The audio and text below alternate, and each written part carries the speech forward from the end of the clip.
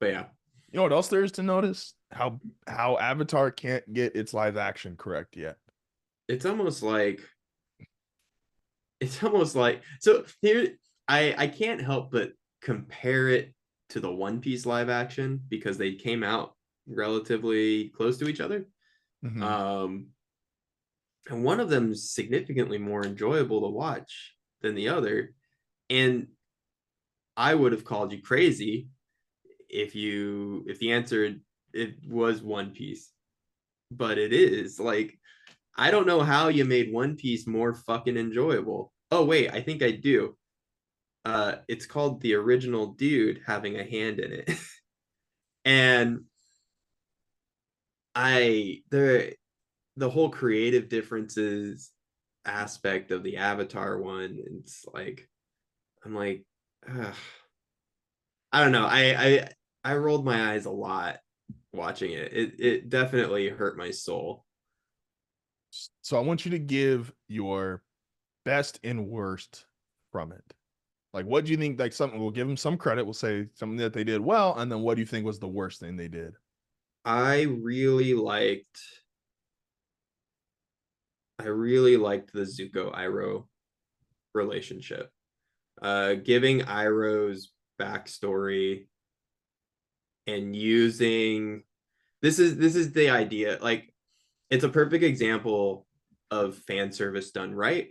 Um, it's that scene of Zuko at Iroh's son's funeral, and you're getting the song that Iroh plays on the hill on his son's birthday in season two, and that's going on in the background. And Iroh is it's Iroh going, oh well, like the preface to this is Zuko saved me, and it's like you get to see that kind of relationship. Mhm. Um, Zuko is done right. I don't know who. I think you something's wrong with you if you thought Zuko was the bad part of that show.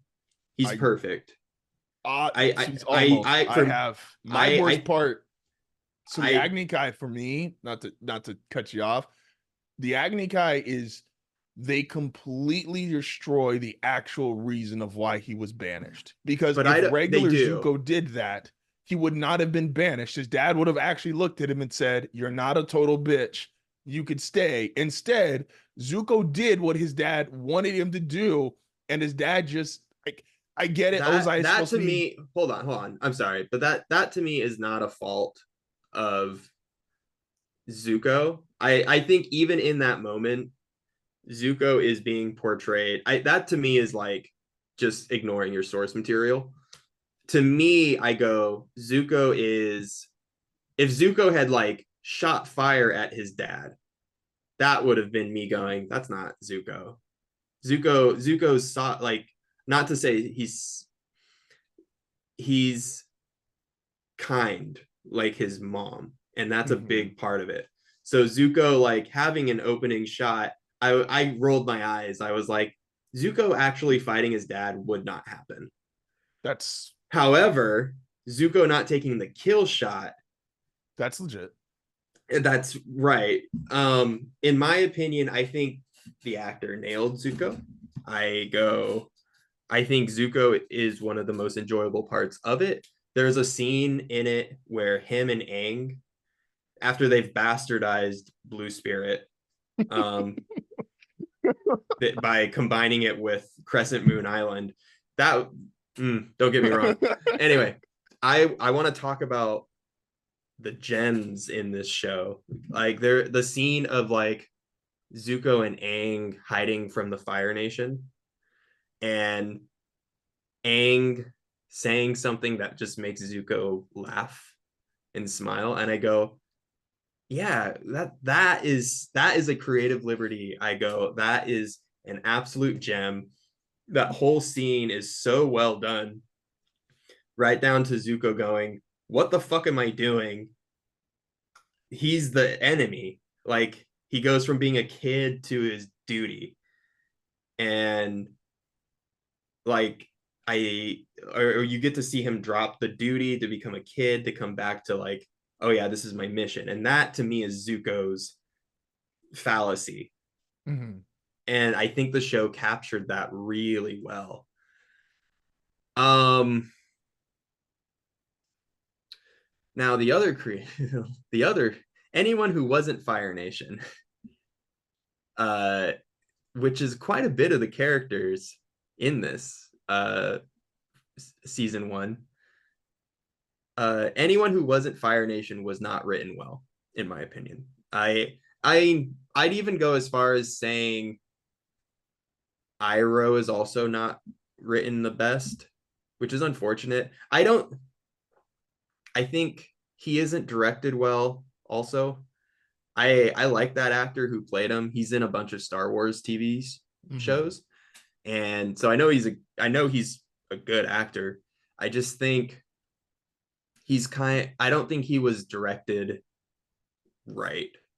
And I think it's also like they didn't quite know how to like do this Iroh, because this Iroh doesn't quite feel, and Alex could say this a little bit better, but she was like, he just doesn't feel like Iroh. So this is my takeaway from it is, so Yeah, you specifically texted me, you're like, I like the dynamic between Iroh and Zuko. And I think I that do. part they do nail.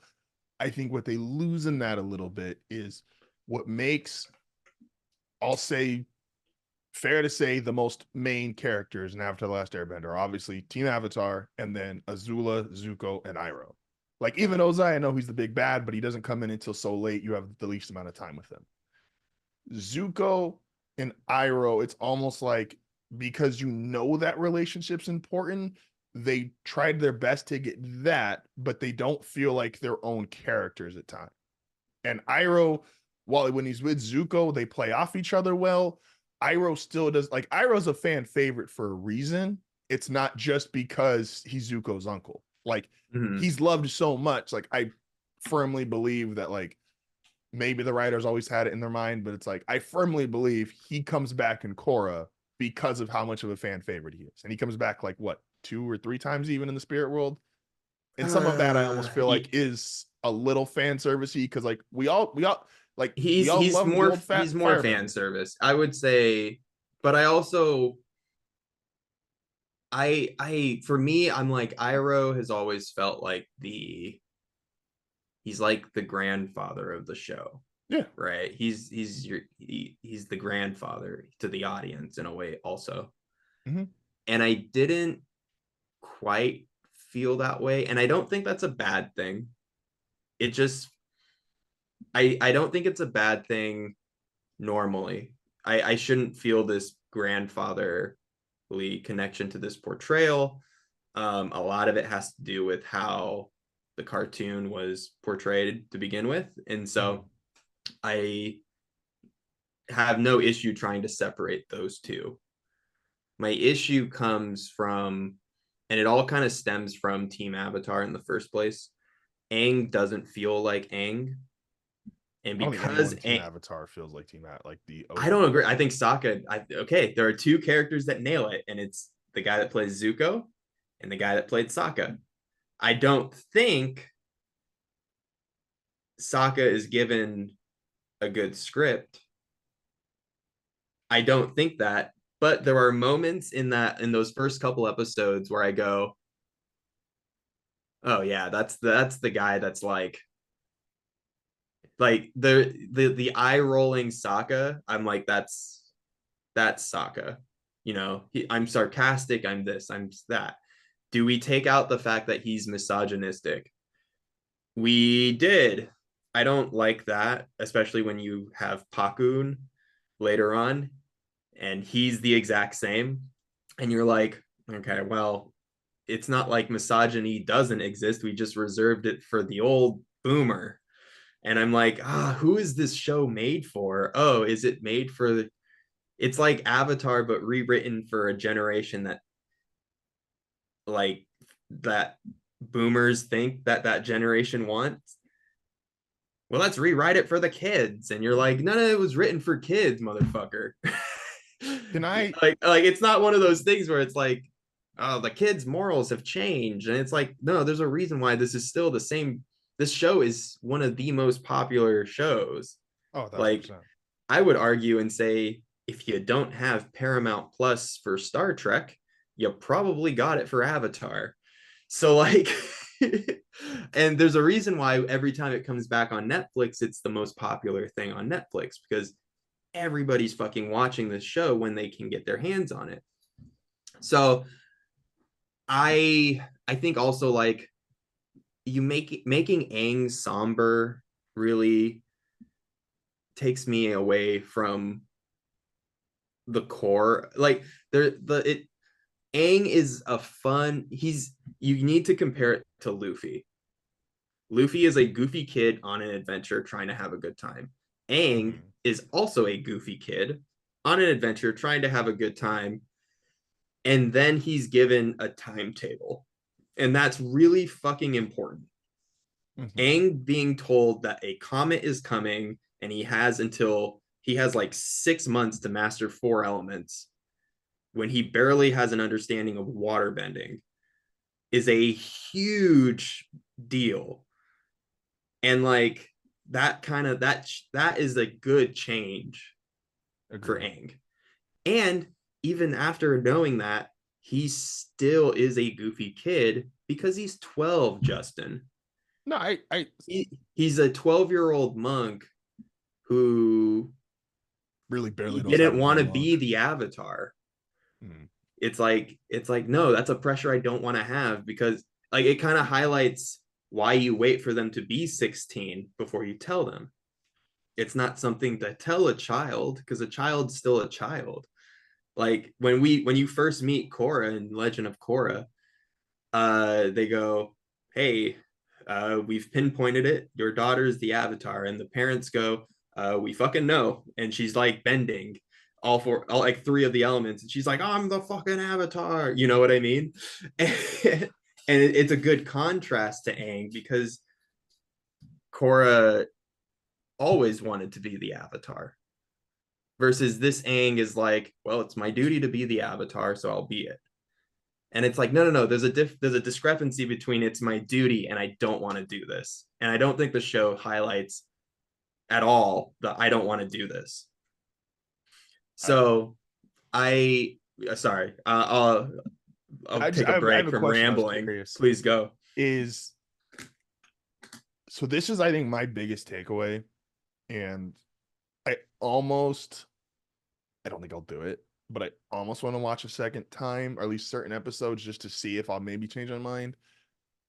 When it comes to do so, and you're right, I compared to One Piece kind of maybe unfairly, but it I think was at it's a fair least comparison because they're two very like goofy worlds with two very similar protagonists, mm-hmm, at least from the get-go. So I don't think look, they're two very goofy, like they're two very like fantastical stories that have been adapted to live action within 12 months of each other, yeah. like 10 months of each other. Like it's a fair comparison and it's a comparison that I think that should be there.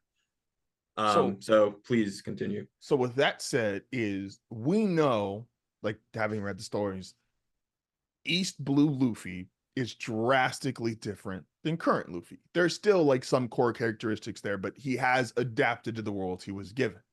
There is a big difference between whatever we want to call that beginning part of Avatar to book three, because the world does changing. They still have their core fundamentals. And I think the One Piece live action does a really good job, and credit to the actors and directors. East Blue Luffy feels like how East Blue Luffy felt 20 some years ago. The characters in the live action Mm, almost feel like, well, we know where you're going to end up, so we're already going to kind of start you there. And it doesn't feel like they naturally progress to that, because these are like the start of the journey is a 12-year-old who's been frozen iceberg in the world. He is totally clueless. A girl who thinks that she knows what she wants and she thinks she's mature because Katara almost has this like, well, I've had this tragic backstory, so I know I'm more hardened and I'm more ready for the world. And Sokka, who is, yes, misogynist. He's a dumb 12-year-old boy. And it's He's like 16. He's a this 16-year-old dumb boy. I'm sorry, 16-year-old. Yeah. a dumb 16-year-old. And it's like, I don't feel like, and Sokka probably is closer than the other two. It feels like they almost want the Aang that's at the end of the series of Avatar, because we know that Aang is eventually going to get there. It's almost like they want him to already be halfway there when there's no reason for him to be halfway there. He doesn't Yeah. know any better. Katara doesn't know any better. Um, and like, and the misogyny thing, it's all right. I get TV, the world's different. Fine. If you don't want to use that same trope, okay. No, please. Like I especially like it's one of those things where the this movie got nominated for an Oscar Mhm. called American Fiction, and it's the only movie with like a majority like it's another one of those stories that kind of like highlights um black it seems to highlight. I'm gonna watch it later tonight. It seems to highlight black trauma and Mhm. like the white perception of black people in America. Mhm. And like, while I hate that that seems to be the only story with black people that seems to get recognized, Mhm. uh, which it's ironic that that was the one that got recognized as another best picture movie. Nice. um you know, it's tiring. However, if i'm if I'm retelling a story and part of these characters are growing, and Mhm. my thing with Sokka is he's the only warrior in his village. You know, he's brought it's the idea of upbringing. It's such a good contrast to when we see Pakun at the end. Sokka has to have this idea because that's what the culture is. Mhm. And when we eliminate that from the culture, it diminishes everything that happens on Kyoshi Island, That's fair. right? Like Yeah. Sokka literally, and that's 4 episodes in where he like gets that change. And Mhm. you're like, okay, it's not like he goes season after season after season of I'm misogynistic. No, he literally like Gets his ass kicked real he quick gets his and ass goes. kicked real quick, and then he puts on the dress and he trains, you know, like um he gets humbled really fast and he like grows from that. And like I think when we eliminate that growth in the sense of, well, like he's a hero and the hero cannot be misogynistic, and you're like, no, what the fuck is wrong with you? They're The most interesting characters change. It blew my fucking mind when they were like, Katara doesn't need a master. She read one book. She's a master already. And I'm like, she watched an earthbender do a technique, so she did the same thing with ice, and then she's now a master without ever being trained. Why'd we do that? That shit blew my mind. Like, I don't mind like the thing that I really appreciated about the cartoon is that like she earns her right to not I'm sorry, she proves her point and she becomes a student. She proves her point to become a student. You Mhm. can do the same thing, and she doesn't just prove her point, but she's a prodigy at it. So it's one of those things where she had someone kind of show her the ropes still, but because she is a prodigy at it, she picks it up very, very quickly, which is different from going, eh, you don't need, you're already there. You're already a master. And I'm No, again, like I said, they like, almost you're they like, feel like they know where they're going to be anyway, because the material's already, we've had it for yeah, how old is it's, Avatar now? Like almost 20 years, it's, probably. it feels like you have a finish line and you just go, well, that's the finish line. And so that's you the whole time. It's the I go, it's almost like there's something wrong with having to be taught something, and especially when it's like a female character too. right? In Avatar, it's you go, well, a woman doesn't ever need to get taught something. She's already great. And I'm like, that's not the message you think it is, by the way. 1,000%. You People were know, it online. like people need like oh, like even if you don't know anything, if you YouTube how to do something, that's you being taught something. Mhm. So $1,000%. I don't know, like that the whole fucking the Omashu arc was a fucking mess. I also didn't feel like Zuko chased him all that often.